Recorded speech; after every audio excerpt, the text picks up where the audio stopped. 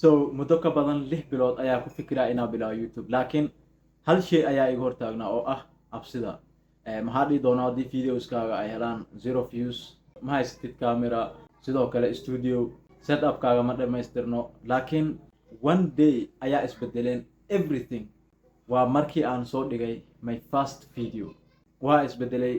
mindsetkayga ama hab fikirkayga sidoo kale videogaas wuu i baray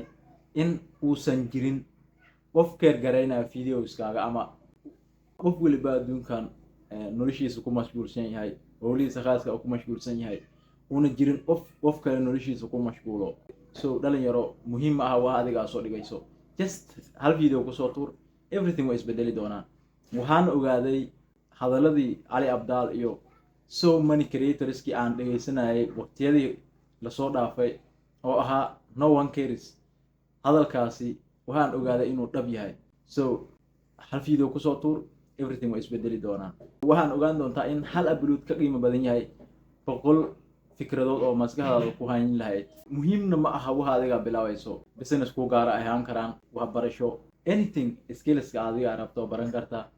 so muhiimadu waa in one day waxaas bilowdo marka waxaan gudaha u gaasho baad ogaan doontaa qiimahooda waxay yihiin iyo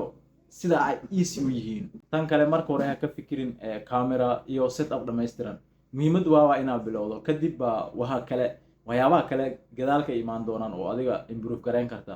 so halkan waxaa kusoo gudbiyaa everything oo ku saabsan YouTube growth haddii aad jeceshahay soo subscribe garey sidoo kale haddii videogan wax uun ka faa'iiday subscribe anaga ilaawin si aad u hesho updateskayga waa in salaam ya guuleysta